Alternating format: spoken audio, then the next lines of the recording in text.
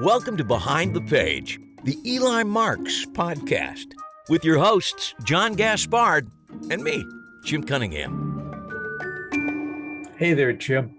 Hi, John. How are you?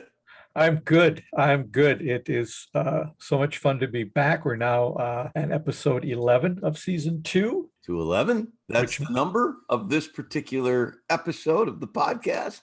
211. And chapter? I can't. Chapter 11. Chapter 11. Yeah, 211. Yeah, I get it. There's which no aligns nicely with our finances. So that's great. And we are creeping ever so quickly up on the halfway point for season 2. Catch. Yeah. I think I might have mentioned earlier in the season, I should warn folks that although we're doing 24 episodes this season, because that's what you get, there are more than 24 chapters in the bullet catch. So there'll be a couple of episodes coming up where you're going to get double chapters, which will be super fun. Yeah. Hey, that's news even to me. And I feel like I'm, if you would just come to the meetings, that's all I'm saying. If you just come to the meetings. Don't rehearse. I only perform. Yeah, well, because if you don't rehearse, you don't play. Exactly. And if you don't play, that runs into money. So we may have overhyped this episode a little bit. I was looking back on some of the things we've said about Harrison Greenbaum, who, in re-listening to the interview, he's not that funny, is he? Wow. Yeah, he is. He's pretty darn funny. And his points. It couldn't be more apt for the theme we're on the last few episodes, how to build a better magician. Harrison has a simple statement for his fellow magicians. You are all terrible. Yes, it's a harsh statement. He does back it up with some pretty compelling evidence. Yeah, he does. And the other thing to keep in mind, I think, straight across the board, is that he's doing it from the right place. It's a place of caring deeply about the art of magic. And so while he's making that broad statement, he means it both for good and for fun. It's a funny statement, but it's very true. I think he's right. And not just for magicians, but I think anybody in the, I may even broaden it out of just performers, but I think he's right. If you care deeply about something, you want it to be as good as it could possibly be. And that's what he's doing. He's trying to affect the overall magical community by saying, hey, we can do better. We should do better. We owe it to ourselves and others to do better. And really the takeaway for me was, and I'm paraphrasing now, but Elvis was great. Elvis impersonators are fun, but there's a big difference between the two. So your blog post, and you have an upcoming book, posits us a very simple hypothesis: magicians, you are all terrible. You go on to say, not all of them, most of them. Why do you feel this way? Yeah, I mean, it started off a little bit like as a joke, because I was thinking about putting together this lecture, and I thought, what should the first slide be when they walk into the room? What should be on the PowerPoint behind me? And I just really love that image of it saying, "You are all terrible." And the reason I feel that way is because I'm one of, if not the only, sort of comedy magician who does stand up full time also. So a lot of my time I'm on the stages of comedy clubs in New York doing pure stand up. And then when basically the sort of origin story was that I started out as a kid magician. When I got to college, I started doing stand up. And right before I did one of my first stand up gigs, somebody saw me stuffing a magic trick in my back pocket and said, "What are you doing?" And I said, "Well, these are sponge balls. It's a little closer so that if the jokes don't go well, I have something to close strong with." And he was like, "Well, you're never going to learn if you have that safety net. Like you have to live and die by your jokes." So I took them out of my pocket. And for a long time, I kept my stand up and my magic separate. And eventually, though, I kind of wanted to put my money where my mouth was because I love magic. And I figured I could combine the two in a way that felt right for me and really felt like a stand-up comedy set with magic, as opposed to the usual combination, which is a magic set with comedy. But I realized too, it was distressing to me that most magicians, like I would say at least 95% of magicians, were doing other people's tricks with other people's scripts based on other performances they saw. And that basically means 95% of magicians are cover bands. And distressingly, it's like if every magician is singing the Beatles and they all think they're John Lennon. Yeah. That's the vibe that you get from magic. And I was like, this is terrible. That's why you are all terrible. And so I'm going to try to explain to them that the way art actually works is not buy a trick, change it a little bit, and jam it into your act. It starts with an idea, and then you figure out how you express that through your art form, which is magic. So the first half of that lecture is just trying to explain that magic is an art form, but only if you approach it as an art. You can't just buy a trick and shove it in your act. That's not how magic works. That's That is how magic works. That is how I was just going to say. But it's not. See, that's the thing is I disagree. That's how magicians currently do it. But that's not how all of the heroes, all of the idols in magic, your Penn and Tellers, your David Copperfields, all of those guys, the reason that they are who they are and they're so revered is because they don't do that. Right. So the template is there. The model is there. We had comedian Wayne Fetterman on in our last season. I love Wayne. And one of the things we talked about was there was a perception that he said is kind of true, that in the 40s and 50s and early 60s with stand-up comics, there was a sort of generic stand-up comic, and they all did the same jokes, or they'd share jokes, or they'd talk to each other before they went on and said, "Are you doing the mother-in-law routine tonight?" And that was very common in the Catskills. And he said that's true. That did exist, but at the same time, you also had your Mort Sauls and your Shelley Bermans and your true originals. And I think that analogy works with magicians today, in that you have your Penn and Tellers and your David Blaine's and your true originals. And then you also have the people who are generic and are kind of sharing things. And eventually that went away in stand-up comedy. You don't have that anymore. Somehow you guys grew out of that. And I think with your kind of thinking, maybe magic will have that same transition.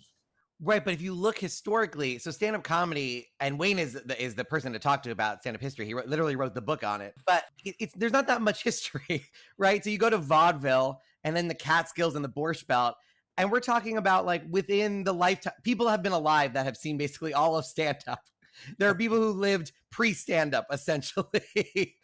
The history of American stand-up particularly is not very long. Magic goes back thousands of years. Magicians are very proud to tell you that there's maybe cave paintings of somebody doing the magic ding-dong inappropriately at a birthday party. I think that was the first trick.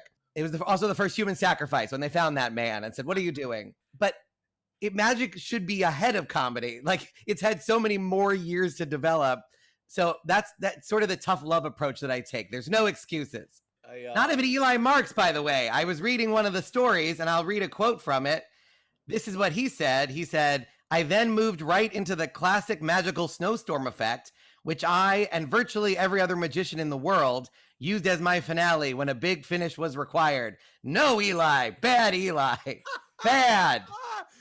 Don't do that." Time in any of these interviews that someone has turned the tables on us. Yeah. That's okay. fantastic. We're going to wrap it up right now. That's it. We're done. I'm out. I got nothing. That's fantastic. Bring Eli on the podcast right now. I have some words for him. That is very true. And Eli would be the first person to agree with you that magicians are terrible. In fact, as the series goes on, he becomes less and less enthralled with other magicians. So he's learning at that point. There's a Eugene Berger quote that's I'm gonna butcher, but it's basically that magic is great, but magicians are terrible. That I'm paraphrasing it to make it match my thing, but there was that thing of like magic is wonderful, and it's magicians who ruin it. Yeah. Don't you think, though, to a certain extent, that what you're suggesting is just a ton of work that most people may not be willing to do that, and I get it. I think you're absolutely right, completely straight across the board. But the amount of work that goes into creating either an astounding piece of magic or 5 minutes of killer comedy is a lot of work. And a lot of people, most of us, either aren't willing to do that, don't feel we're capable of doing that, or have never thought about it in that way. I learned this because that, and what do you think? Am I way off base on that? No, you're 100% correct. And to that I say, tough titties. Yeah, it is hard. It is really hard to be a great artist. John, when you wrote the book, You didn't just take a book from the 40s and copy and paste the name and change it to Eli Marks and go, look at my new book. Wow, it's slightly different. And I changed China to Japan, like every magician does. We joke because I work at Magic Camp. I was a camper there. I'm now a counselor. I go every year. And every once in a while, you have a kid who's like 10 years old and they do their trick for the competition. And they're like, hey, I was on this business trip to China. And you're like, you're a 10-year-old boy. What are you talking about? That's not a thing. But the problem is it's cute and okay when it's a 10-year-old. It's not cute when it's a 35-year-old. Yeah, magic is hard. And taking the easy way out is not acceptable. And the other thing on top of it is I think it's one thing to say, okay, I'm going to be a cover band. Like one of my dad's friends is in a cover band. And he makes a very good living. He has a lot of fun touring as not Journey. Yeah. But he knows he's in a Journey cover band. He doesn't walk around going, I'm Journey, because that would be borderline a crime, if not committable. Yeah. But most magicians are doing Journey covers and then acting like they wrote that they are Journey. They don't know that what they're doing is wrong. And they're using that ignorance as a cover for their laziness. Ouch. A lot of this is painful, man. If The truth hurts. A magician listening to our podcast right now, I don't know. Thank God I'm not. Thank God I'm not a magician, because that is I think you're dead right. I really do. But it's terrifying to think here's the thing: is he's saying the truth, but it's not like you're saying there's a problem without offering a solution, because you do have a solution that I've heard you talk about that works in your stand-up comedy world, and you've just applied it to magic. And what is the solution? Magicians, listen closely. The solution is quit. Just stop doing it. You're terrible. Why? We don't need another hippity hop rabbit routine. The world has enough of them. Just stop it. No, the solution is, first of all, the artistic method is that you come up with an idea first, and then you figure out the technique to illustrate it. I talk about a painter. A painter doesn't go to the art store and buy blue and then go, ooh, I'm going to use this for the sky. They decide, I'm going to paint the sky, and then they go to the art store to get the supplies they need, or their closet to paint the sky, which is their idea. It should be a tremendously freeing and fun process. Instead of me having to look at sort of all these restrictions, where I'm holding a trick in my hand already and figuring out how I can reskin it for my act, I'm just sitting at an empty computer screen going, what do I want to tell the world, or what do I want to happen on stage? And then I know that eventually I can figure out the method. There's going to be a way to make that work on stage. So every trick in my act really starts with sort of the idea of what it will be. And then the rest of the process is figuring out, okay, I'm not a wizard. So how can I, as a human being without actual magical powers, make this thing happen in a convincing way? But you have the advantage there of understanding all the methods and what is possible. And I think it'd be hard for someone to get to that point without having done, the 10,000 hours of hippity hop rabbits or whatever, in order to understand not only here are the methods that'll work with this idea, but here's the practical considerations of being in front of an audience and doing this. I mean, you can't, while someone can just sit down and pick up a pen and start drawing something that may not be great, but they can do something. With magic, you do need you have to hit a certain level of training in order to understand how to create something. I mean, you always hear about occasionally, you hear an interview of someone who says, I grew up in the middle of nowhere and there were no magic books, and I saw somebody on TV do magic, and I reverse engineered his entire act and came up with how it's done. And it turned out that every method that I came up with was unique and original. It's not how he did it.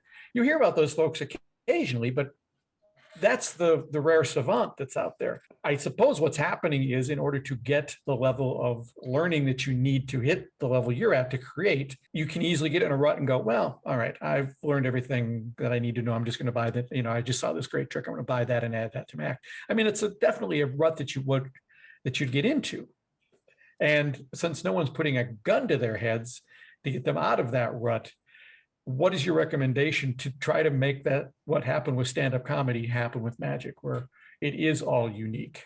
Yeah, I mean, it also depends on what your goal is. If your goal is to put art out, then this is the method. If your goal is, I just want people to like me in social situations, then okay, you got pen through dollar. Congratulations. But I mean, I walk children at Magic Camp through this process, and it's very successful.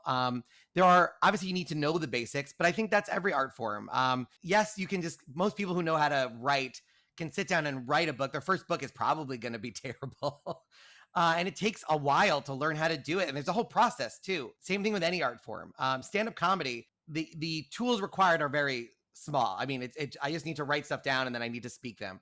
But at the beginning, it was really hard. And you can take comedy classes, but I didn't. And there was nobody there to show me the ropes. I just had to write jokes, go on stage, have the audience not laugh at them and go, okay, I guess I got to change these ones, and then keep doing it until they laughed. And it's not necessarily the most pleasant process. So at least with magic, you can do the trick, at least parts of the trick, and know that they're going to work before you go on stage. You can practice that sleight of hand move over and over again and know it's going to be perfect when you go on stage, or know it be as close to perfect as you can get it. Whereas, comedy, the instrument itself, like a guitar player has a guitar and a singer has their voice, the comedian has the audience. And so the only way to practice is to get on stage. There is no just practicing in your apartment. Do you, when you think about it, and you talked about keeping them separate for a long time and now sort of melding them, do you have a preference for one rather than the other? Someone calls and says, I want you to come do stand up. Are you disappointed that they didn't say, and do a little magic? Or somebody calls you and say, hey, we want you to do some magic. Are you like, I would just soon leave the sponge balls at home and do straight stand up? I like how you assume I still have the sponge balls in my act. I don't judge. I don't judge. No, so when I was a kid, I thought that was my ticket, because everybody specialized in a magic. So you'd have like David Roth was a coin guy, and Max Maven was a mentalist guy, and Copperfield did big grand illusions, and Franz Harari just yelled now a lot. But everybody had a thing, And so I thought, what thing does nobody have right now? Albert Goshman is dead. I'll be the sponge ball guy. And so I was like 14 or 15, and I fixated exclusively on sponge ball magic. And I had a trick that was the multiplying rabbis instead of the multiplying rabbits. It went in I'll tell you, I don't know if I've said this on a podcast before, but when I must have been maybe 14 or 15, I did not have control of my powers. So I was like, ooh, wouldn't that be funny if the rabbits turned into rabbis? And then at the time, Catholic priests were in the news. So one is if they turn into priests, and there's like a kid and a priest that keeps trying to go from one hand to the other.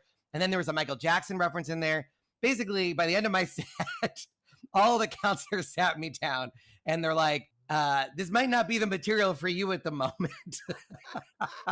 You're a child. I don't know if that's the material for anyone in any moment. Did they tell you to go back to the bit about being a businessman in Japan? That would make more sense. That's right, exactly. Like, you know what? For you, China business trip. Absolutely. We would much prefer that.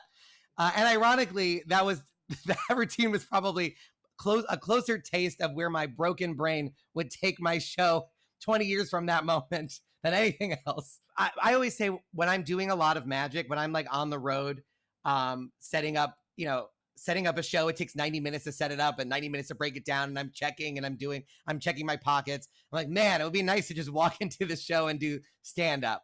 And then after a while of running around to the clubs, I'm like, you know what? I miss doing magic. So I want to be doing whatever I'm not currently doing, which is the ultimate recipe for sadness.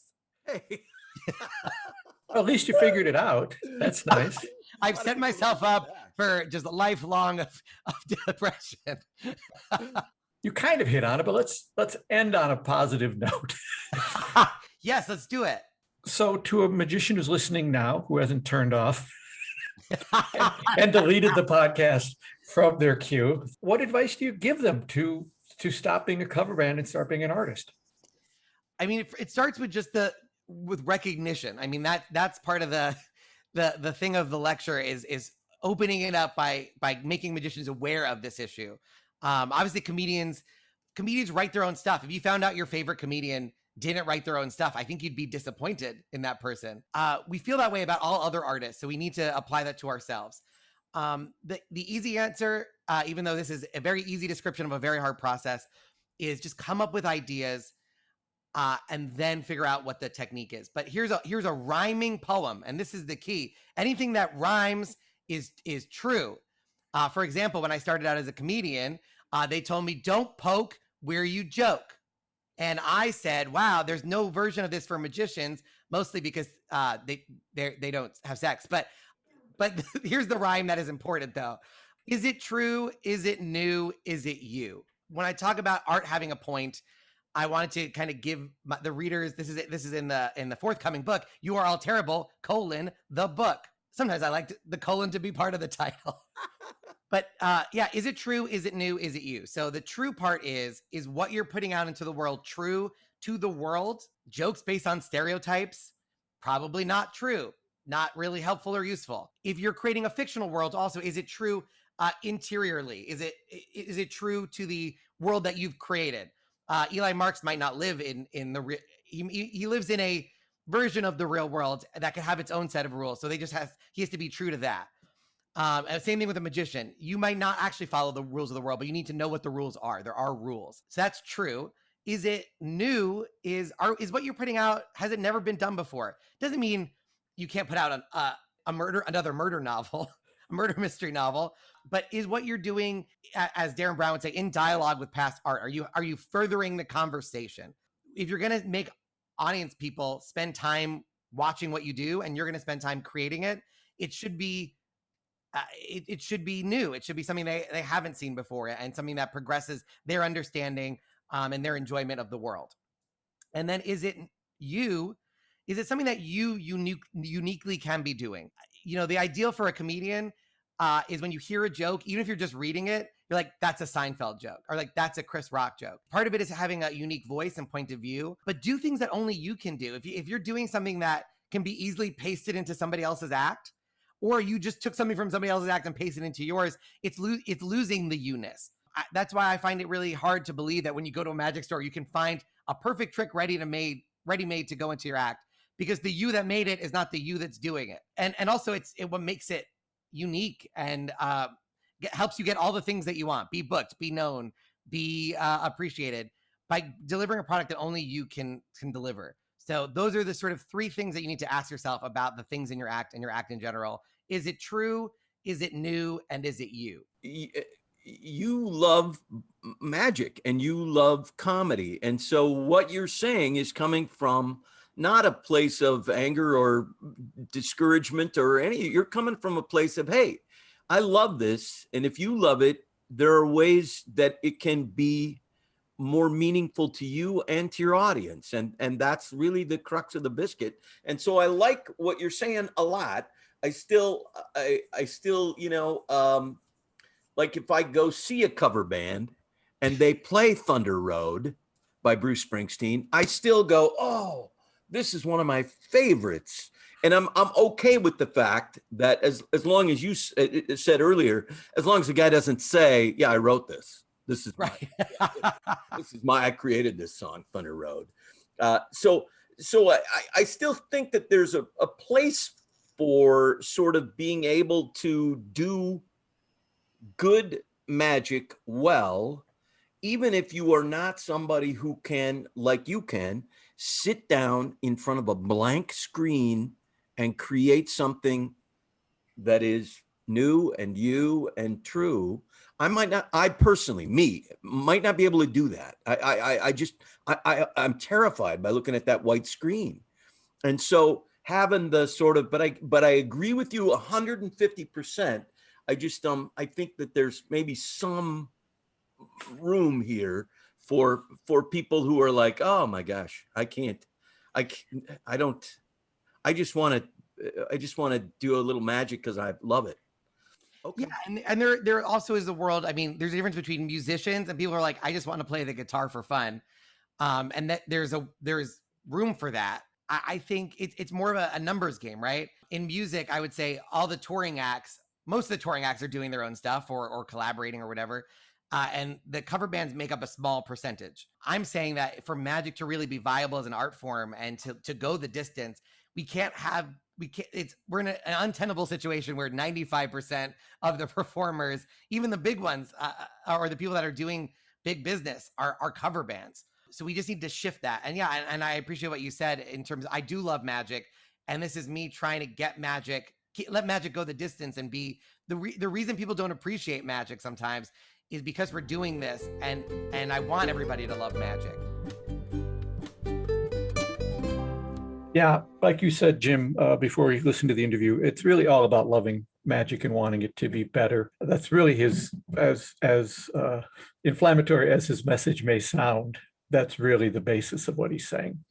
Yeah, it certainly grabs your attention. I think that's his intention, is that you pay attention for a second, because and he's so darn funny. Is there anything in the show notes that has him actually performing? Yes, absolutely. I have a couple links to him performing and a link to his website where you can see him as well. So yeah, you definitely get a chance to check out the wonderfulness that is Harrison Greenbaum. You know, I really liked the story about going on stage as a comic and having the sponge balls in his pocket. And being told by the other comedian, you can't have that fall back on. You can't carry sponge balls, which is a nice metaphor for a lot of different endeavors you might jump into. I don't, I always have a little ball in my pocket so that I can practice. There it is right there. It's always with me just in case.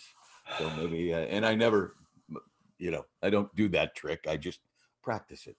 Yes. And that's the way it is. And as you know, the only trick I do is wave, and I don't carry it with me all the time, but I have it nearby if I need to. And special thanks to David Parr for turning me onto that trick, and to Max Maven for inventing it, and for telling me I was doing it wrong. So you are all terrible, including you and me, I guess. I would really go out of my way if Harrison Greenbaum were coming anywhere close. I would go see him, and I advise all of you to do the same. If you hear he's on the bill somewhere, get out there and enjoy this man, because he's great, funny, and a great magician. And you can enjoy just a little bit more of Harrison if you go to our YouTube page, Behind the Page, the Eli Marks Podcast YouTube page, because we have a bonus video, a bonus video of Harrison actually talking about the documentary Magic Camp, which at the time of recording, Jim, I don't think you had seen yet. I think you'd seen the Disney movie Magic Camp, and there's some confusion up front as to which one we're talking about. But it is a charming documentary. I recommend you go to our YouTube page and listen to Harrison talk about it, and then track it down, because it really is, it's adorable, and it's really well done, and it gives you a real sense of all the different kinds of young magicians there are out there and the struggles they have. And the Disney movie is not bad. Let's not discourage anybody from watching the Disney movie. It was not bad. I enjoyed it. Yes, it was not bad, and Harrison has a few words about that in that bonus video as well. So check out that bonus video. But not right now. Don't jump to the YouTube page right now, because we've got really the best part of the podcast coming up. That's true. We're now going to jump into this episode's chapter of The Bullet Catch. It's a good one. It is. So let's just quickly look back at what happened in chapter 10. Eli's been kind of chatting with Trish, inviting her to the first Thursday open mic. We go there and we get to see Gene perform with his dummy Kenny. Max performs Dead Man's Hand with Jake. There's some chatting in the bar after the show. Trish shows up. Megan's there. It's just very stressful for Eli. Then Jake gets a phone call that makes him very, very angry at Harry. And that takes us right into chapter 11.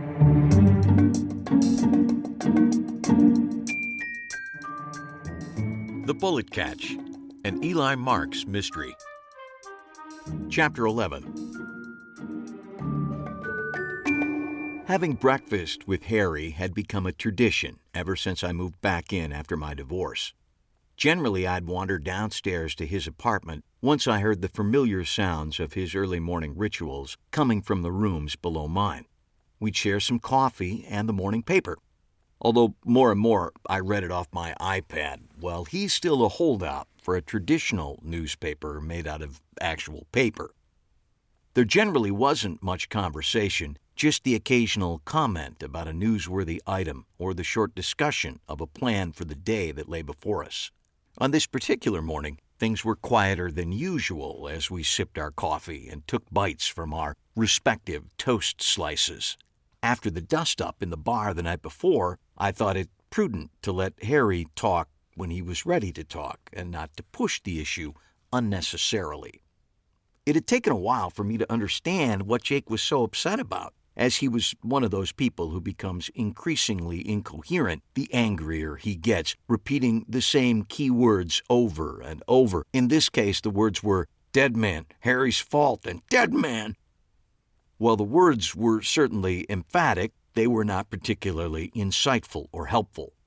He finally calmed down, at least to a degree, and I got the story out of him. Apparently, his PR person had called, saying his name had just popped up in a Google alert from an online article about Terry Alexander. The article purported to prove that Terry's death had not been murder, but was in fact accidental. And not only accidental, but that it was caused by the magician's own incompetence. There was no murder plot, no suspects, just a poor, pathetic performer who screwed up and died because of it. The article, the PR person had told him, was written by one Clive Albans, and his primary source for the piece? A magician named Harry Marks. Later, after things had calmed down a bit and Jake had headed back to his hotel, I went up to my apartment and searched online for the article. Jake's PR person had not been kidding. Clive's story spelled out in specific detail how the bullet catch was supposed to be performed. Then Clive showed where the mistakes had been made and why, with accompanying still frames from the video of Terry Alexander performing the trick for the last time. While Clive made it sound like he was the one who had recognized the mistakes Terry had made, it was pretty clear all of his information on the bullet catch and Terry's missteps had come from Harry. And only Harry. No other magician was quoted in the article. 2 videos were embedded in the piece. The first was the shaky footage of Terry performing the bullet catch for the last time, with the new addition of voiceover commentary from Clive, along with freeze frames, focusing on the key mistakes Terry had made. Using his standard hyperbolic phraseology, Clive whispered his way through the narration, pointing out Terry's first serious error here and his final miscalculation there. A dramatic musical underscore had been added to the video, as had a new gunshot sound effect, replacing the faint pop from the original video. The second embedded video was one I had not seen before. It appeared to be from an interview with Terry on a low-end cable access talk show, clearly recorded sometime after he had been exposed as the Cloak Conjurer, but before his self-imposed exile in Ecuador. The footage was grainy and the sound quality poor, but the video was mesmerizing. Although they cut to the inept host occasionally, most of the interview consisted of a too tight close-up of Terry, looking drawn and tired. The video began mid-interview, and it appeared Terry had been asked if he regretted his work as the Cloak Conjurer. "Every day," he said in a soft voice just above a whisper. "I regret it every day. I made a mistake, I understand that, but does that one mistake need to erase the 20-year career that came before it? I know I can put this behind me, but at what point will the rest of the world, the rest of the magicians of the world, put it behind them? How long do I have to pay penance? At what point does the Brotherhood open their arms and say, 'All is forgiven. You are once again one of us'?" He sniffed a bit, and it was clear from the way his voice cracked there was genuine emotion behind his words. The video cut to the host, who seemed surprised at the level of pain apparent in Terry's words. "So, where do you go from here?" the host finally stammered. "Where can I go?" Terry said, as much to himself as to the host. "There's no place for me. I am adrift." There was a long pause, an awkward cut back to the host, another shot of Terry staring off into space, and then the video ended, frozen on the image of Terry Alexander, looking lost and alone. "So, Buster, are you going to ask me about the damned article, or are we just going to sit here all morning pretending nothing happened? Because if that's your plan, I'd rather go back to bed." Harry's voice, surprising me from across the table, snapped me back to reality and breakfast.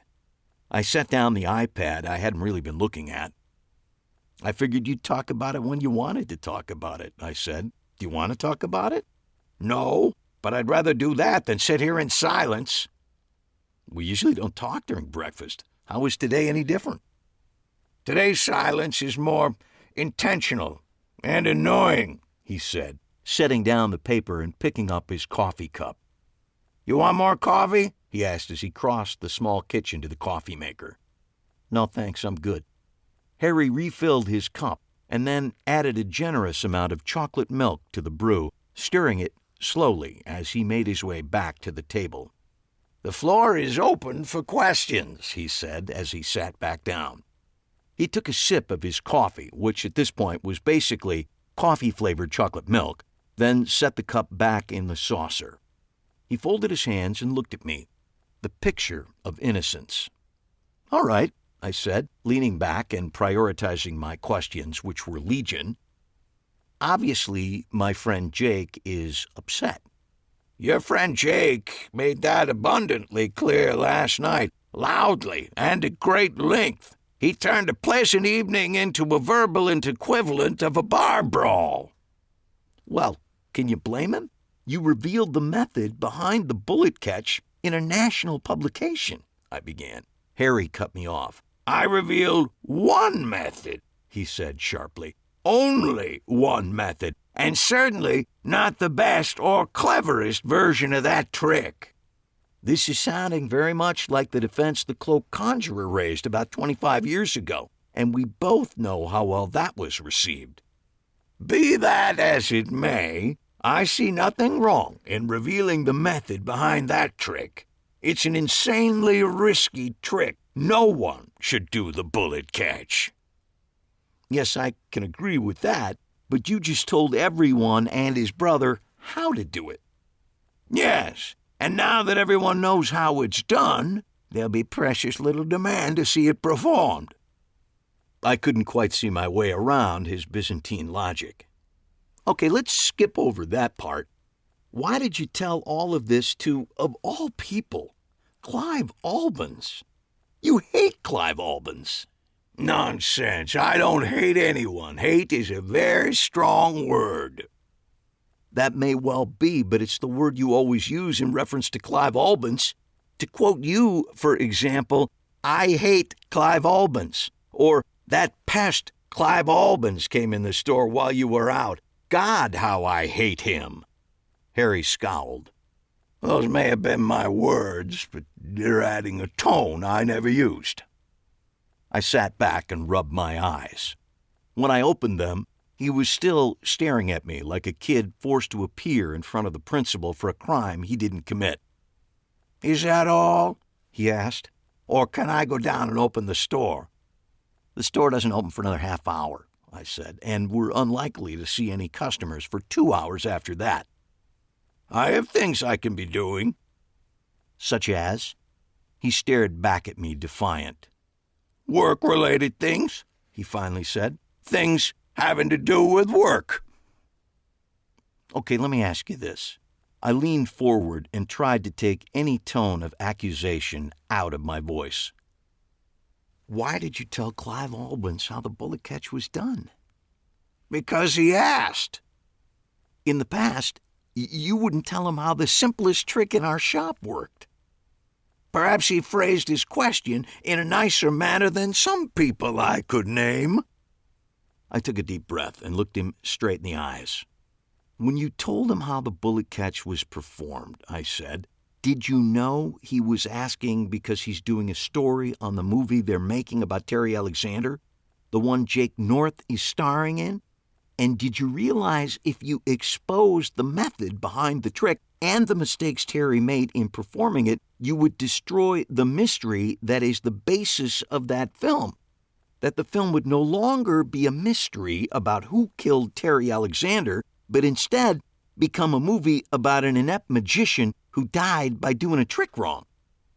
Harry stared back at me for a long moment. Yes, well, I'm sure there's a market for that film as well. I sat back, shaking my head.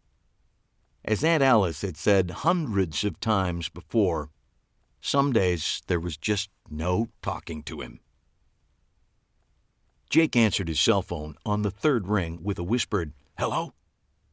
"Jake, it's me, Eli." "Oh, hi, Eli," he said, still whispering. "I just called to see how you're doing after last night." "I can't really talk. I'm sort of in a meeting with the producers, the director, a handful of lawyers, a bunch of people." "How's the mood?" "Like Jonestown with bagels." "Have they come up with a plan?" "We're in triage mode." His voice, already a whisper, got quieter. "Some of the European pre-sale money pulled out, saying they invested in a mystery, not a remake of Dumb and Dumber." So Harry's article, "The producers are furious. He took the mystery right out of the mystery. We've got nothing." Walter, the director, has this lame idea of turning it into a goth musical, but that's not going to go anywhere. "So what do you think they're going to do?" There was a long pause on the other end of the phone. "Jake, are you still there?" "Yeah, I'm here," he finally said. "To be honest, I think there's only one thing that will keep this movie from becoming a colossal flop." "What's that?" "Something really newsworthy is going to have to happen. Something bigger than Harry's article." "Like what?" "Like the star actually dying." I heard a click, and then nothing. He had hung up.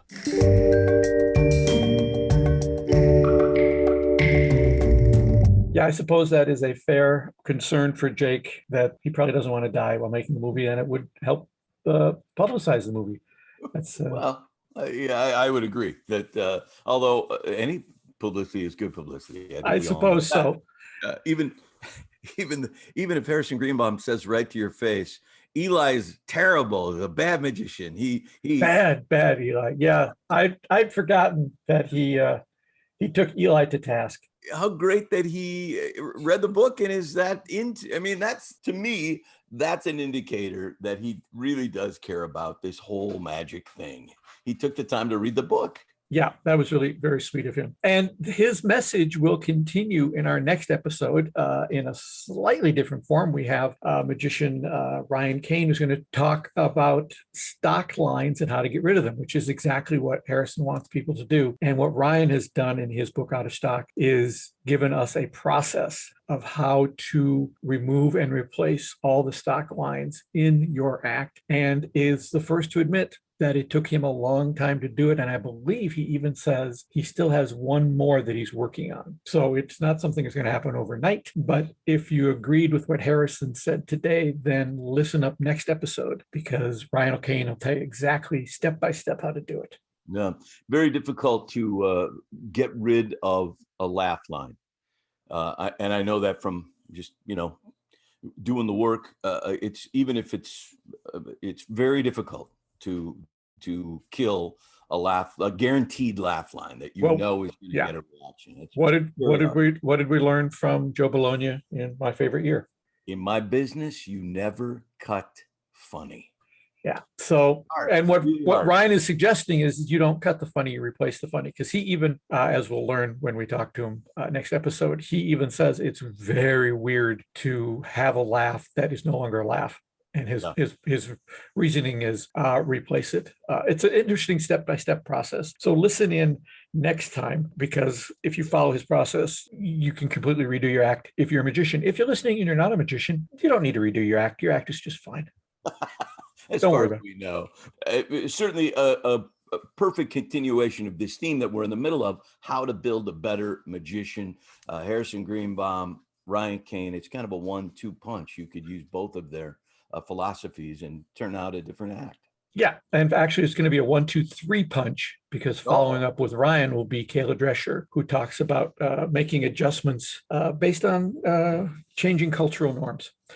So that'll be interesting as well. Absolutely. But before we go, remember that in the show notes, you're going to find the link to the bonus video of Harrison talking about the Magic Camp documentary. There's a link to that actual documentary, I think, in the show notes, too, right, John? Yep. As well as a link to Harrison's original You Are All Terrible blog post. Yep. And we'll have some performance links up there as well. And while you're surfing around online, there's a link in the show notes to rate and review this podcast. We'd really appreciate it if you did that. You darn tootin' we would. We'd also love you to subscribe if you haven't already. Join our little band of merry magicians. And now you see right there, what you did was you took a stock line, you got rid of it, and you replaced it with the Band of Merry Magicians. Yeah, You've already learned what we're going to learn next time from Ryan Kane. So until next time, thanks, everybody. We'll see you soon.